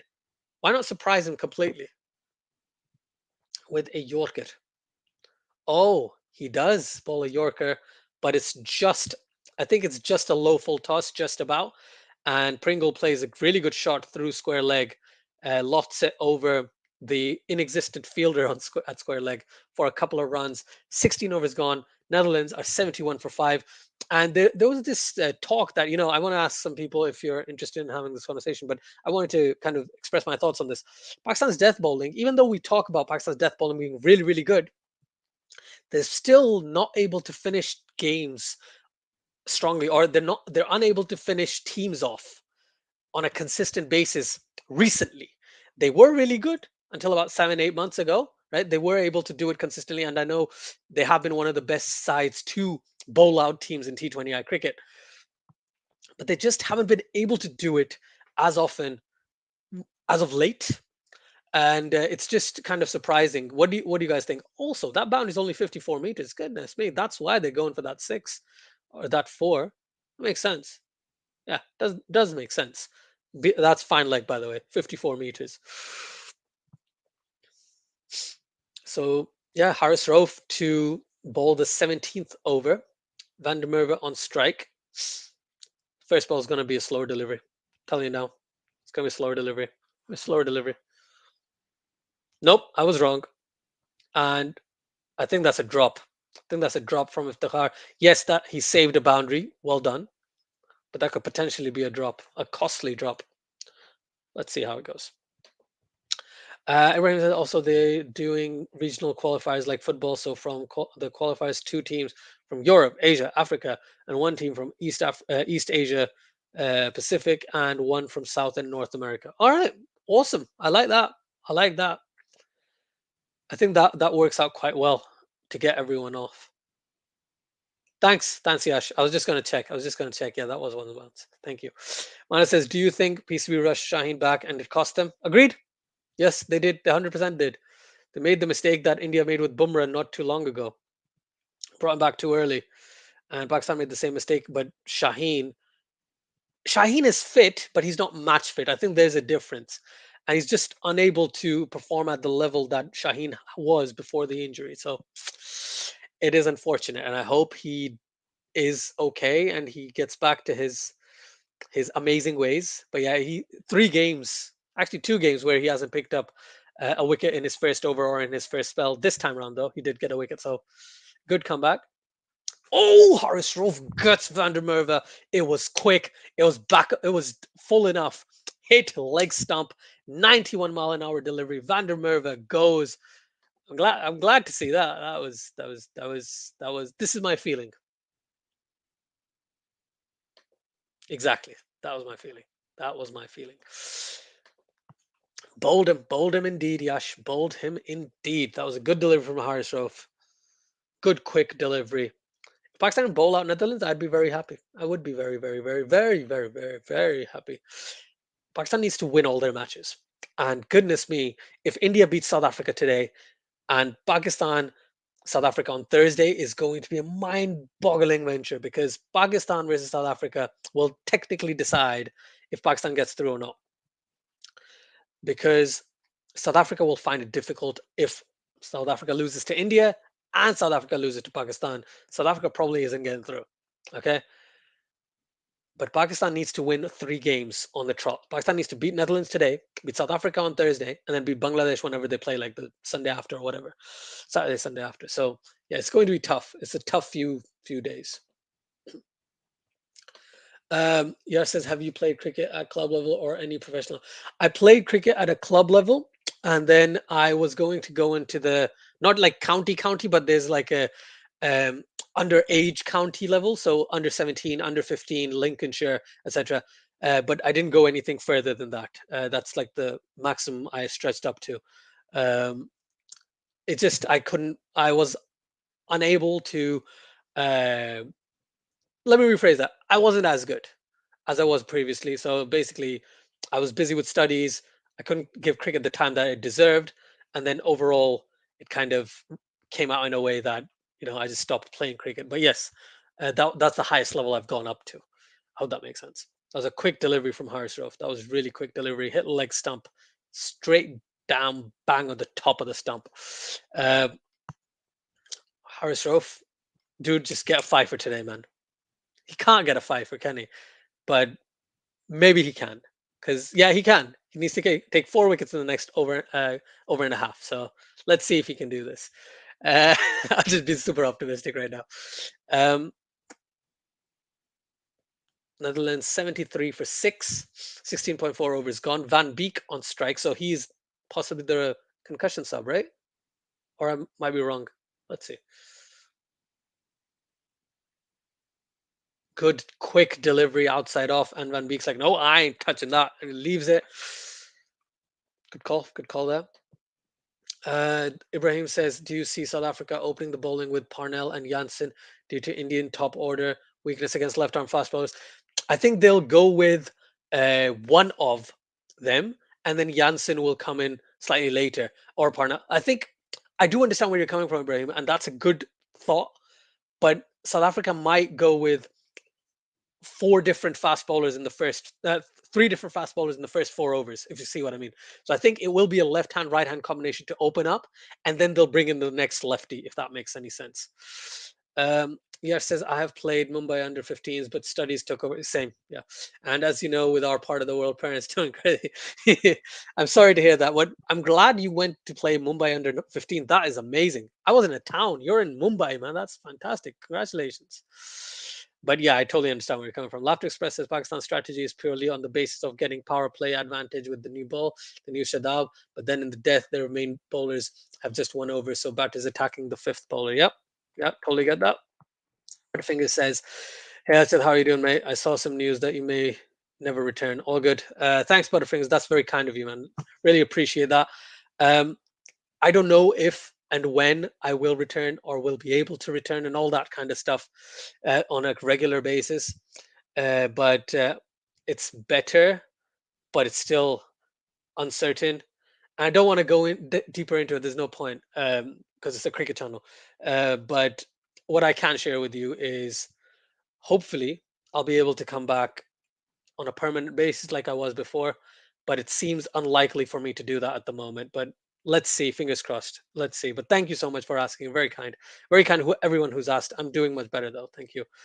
Um, yeah, yes, Van Beek is the concussion sub as he was not in the original playing lineup. Thank you, Brian. Thank you. That's his hot take. Rahul going to score today, 76 of 45, which will cost India the match. Wow, that's mean. That is mean.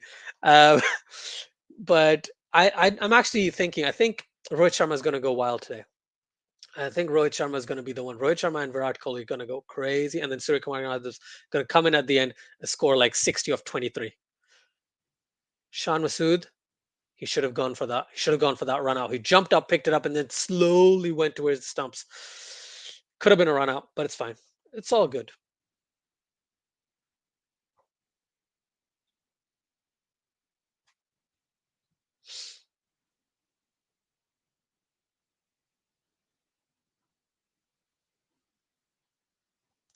I think with this particular ground, it's not as big as MCG, but I think it's really good stadium. I'm really enjoying the visual side of it. Around the wicket from Shaheen, and Van Beek plays it straight to mid off for a single. I think the pitch is quite new, as the commentators were saying. The pitch is quite new, and it's quite bouncy as well. And I like how Australia has a way of having all different types of pitches. England kind of has that, but they don't have it to the extent that Australia does. So, yeah, it is what it is. Um, I feel so bad writing it. 76 of 45 is such a good score. It is, but I agree. I understand where you're coming from. I think India will chase today. If they chase, I think India's winning. If India chase against South Africa, India's winning it. India's able to balance pressure with everything a lot better.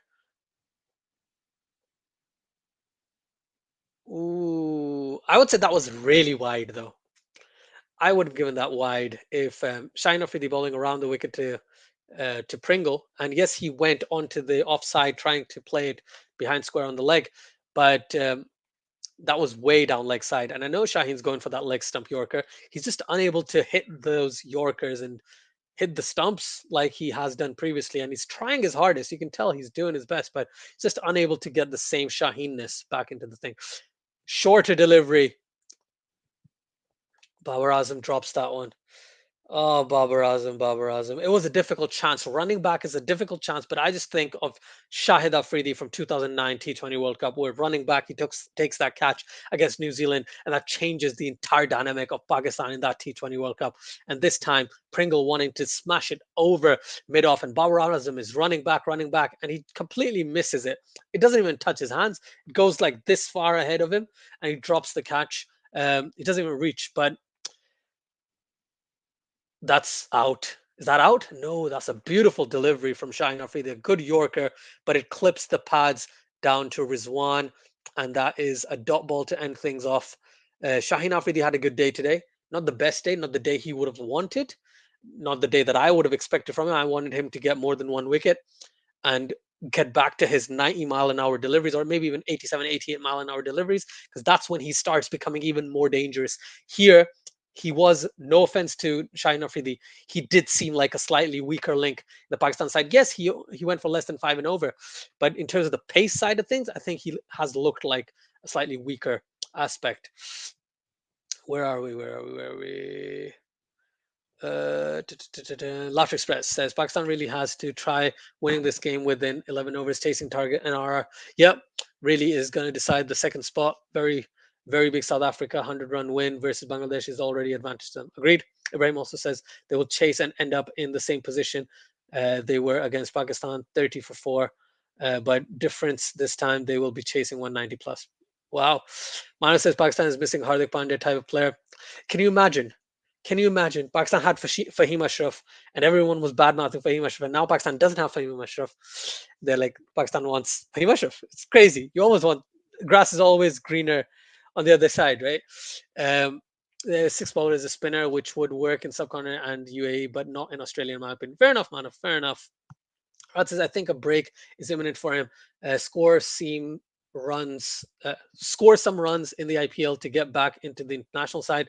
Try someone else for a change. Let Kohli open at punt at 5. Fair enough. That's an interesting way to look at it. Yash says, are you going to stream the India game also?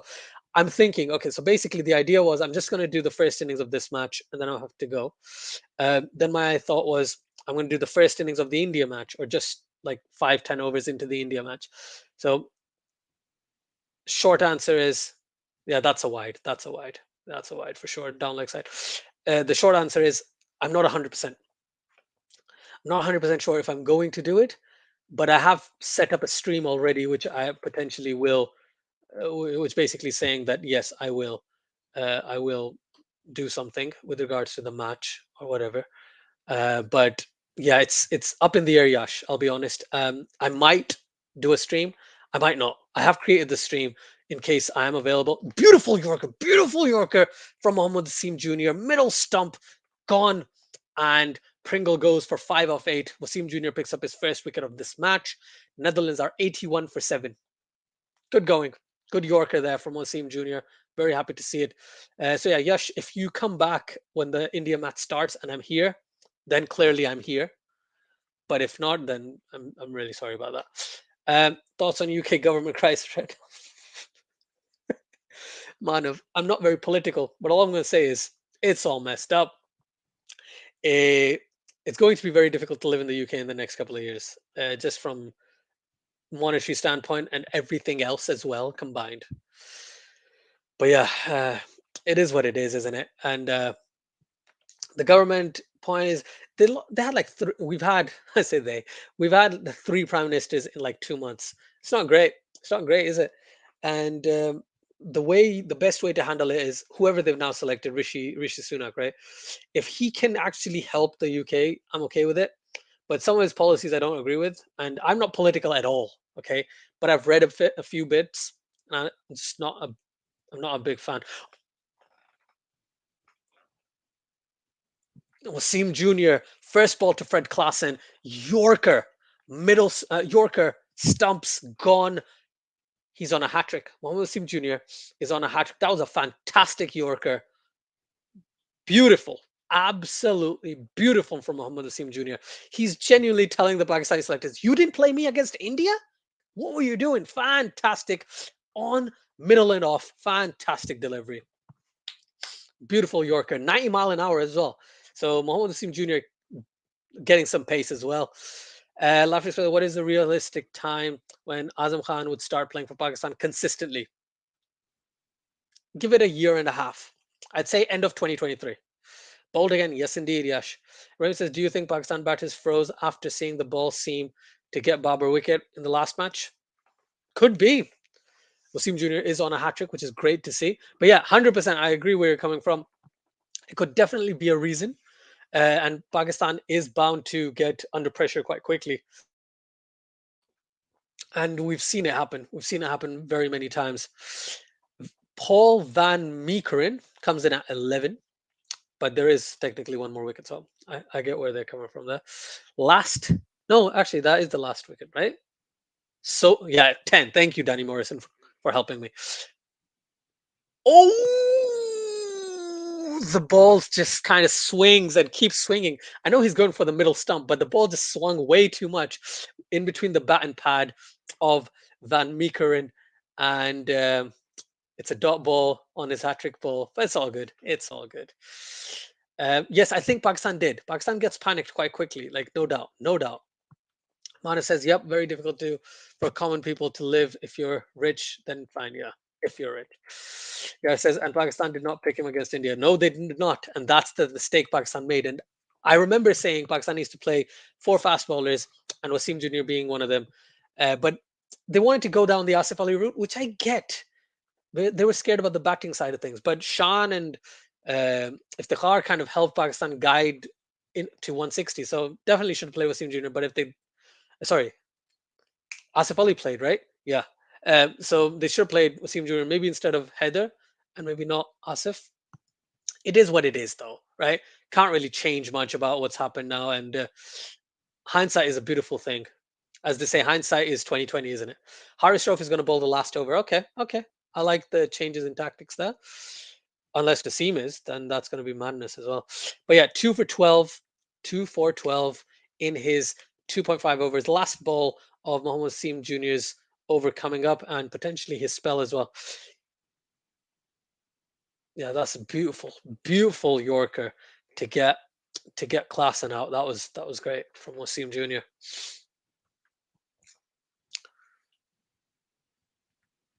Wasim to Van Meekeren. Van Meekeren plays it through the covers, and maybe that's a drop.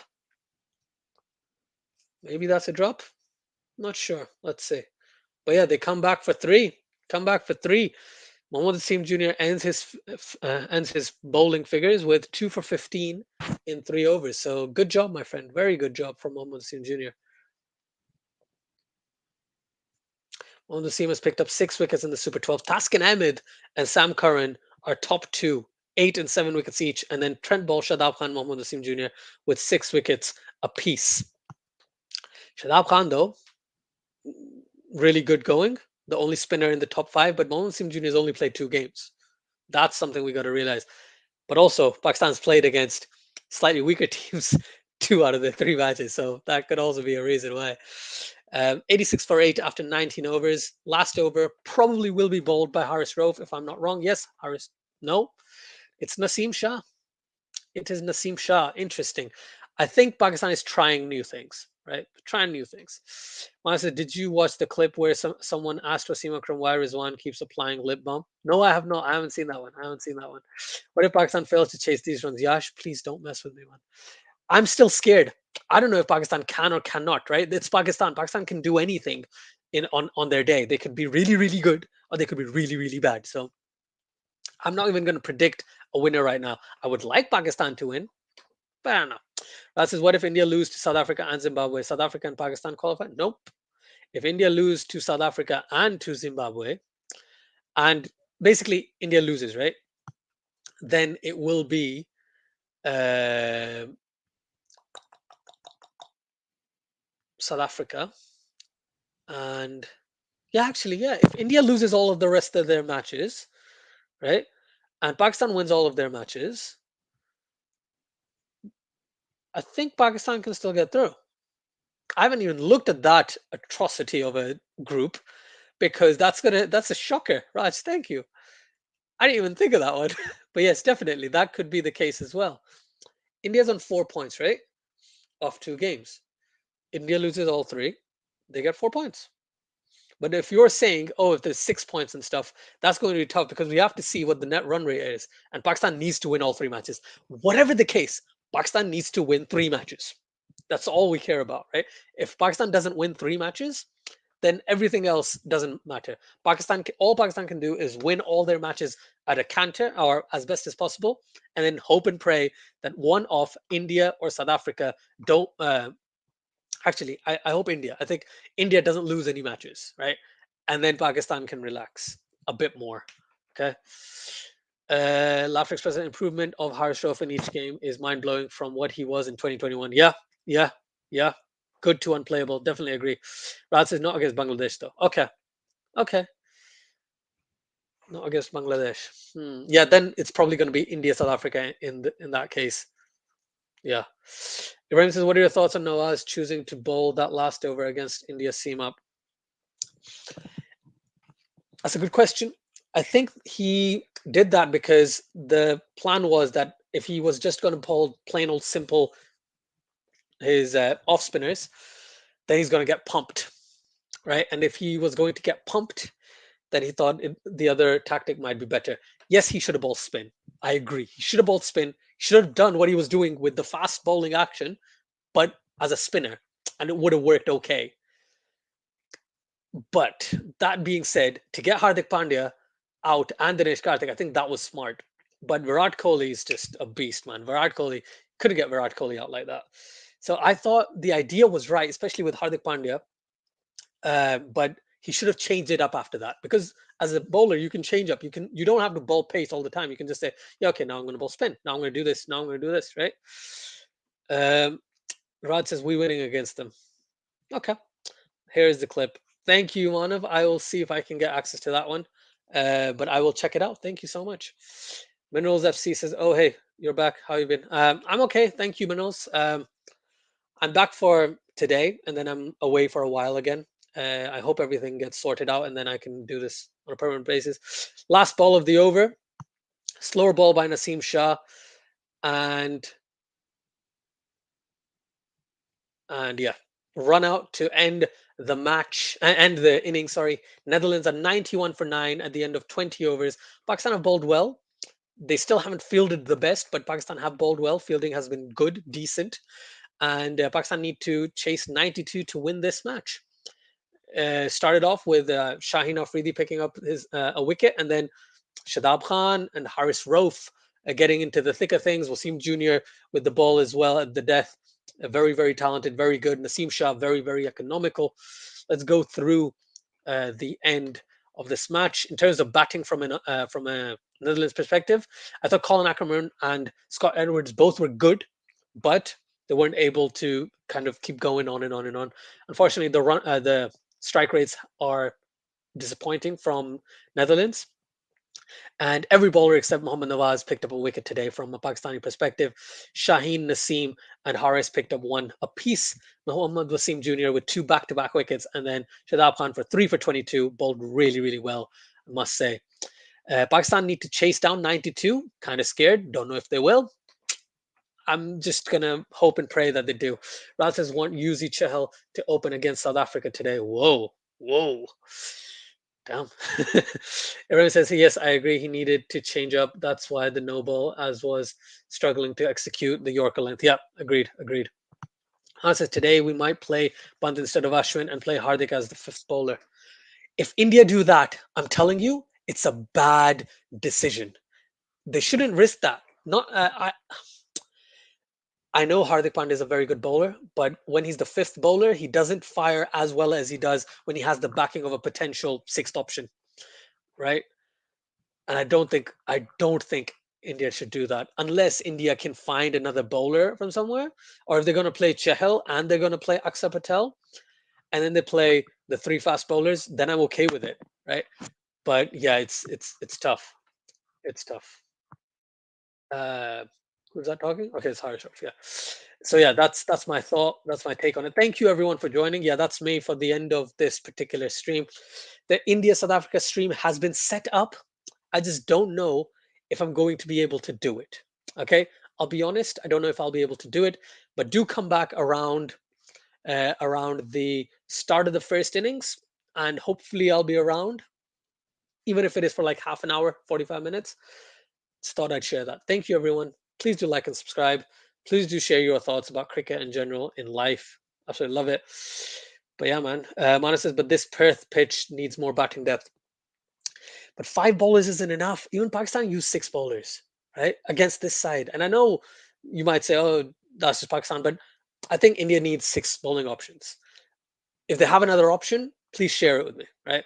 Please share it with me. Anyways, thank you very much.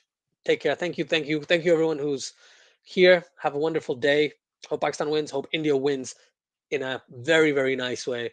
And yeah, hopefully I'll do my best to join for the India South Africa game, at least for the first few overs. But yeah, thank you. And until next time, take care. Bye bye.